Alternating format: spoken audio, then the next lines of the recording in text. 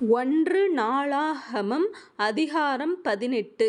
இதற்குப் பின்பு தாவீது பெலிஸ்தரை முறியடித்து அவர்களைக் கீழ்ப்படுத்தி காத் பட்டணத்தையும் அதின் கிராமங்களையும் பெலிஸ்தரின் கையிலிருந்து பிடித்து கொண்டான்.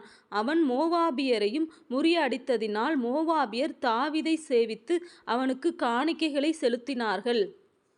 சோபாவின் ராஜாவாகிய ஆதாரேசர் ஐபிராத் நதியண்டையில் தன் இராணுவத்தை நிறுத்தப் போகிறபோது தாவீது அவனையும் ஆமாத்தின் கிட்டே முறியடித்தான். அவனுக்கு இருந்த 1000 இரதங்களையும் 7000 குதிரை வீரரையும் 20000 காலாட்களையும் பிடித்து இரதங்களில் 100 இரதங்களை வைத்து கொண்டு மற்றவைகளை எல்லாம் துண்டாடி போட்டான். சோபாவின் ராஜாவாகிய ஆதாரேசருக்கு உதவி செய்ய தமஸ்கு பட்டணத்தாராகிய சீரியர் வந்தார்கள்.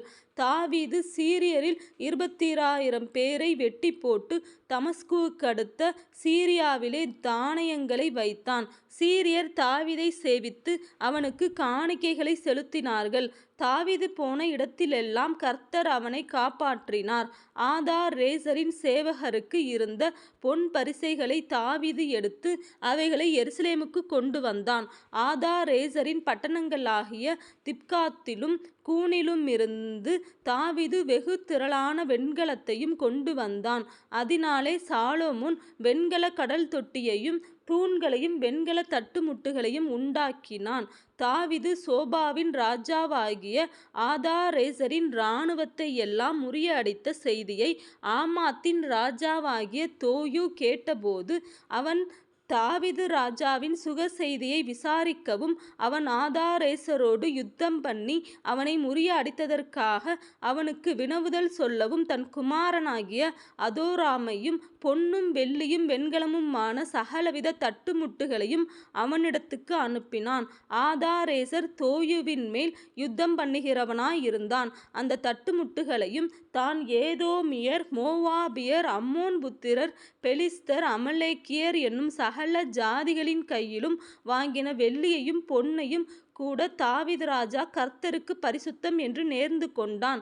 செரியாவின் குமாரன் அபிசாயி உப்பு பள்ளத்தாக்கிலே 18000 ஏதோமியரை முறியடித்தான். ஆகையால் தாவீது ஏதோமிலே தானியம் போட்டான். ஏதோமியர் எல்லாரும் அவனை சேவிக்கிறவர்களானார்கள். தாவீது போன இடத்திலெல்லாம் கர்த்தர் அவனை காப்பாற்றினார். தாவீது இஸ்ரவேலை எல்லாம் ஆண்டு தன்னுடைய ஜனத்திற்கெல்லாம் நியாயமும் நீதியும் செய்தான்.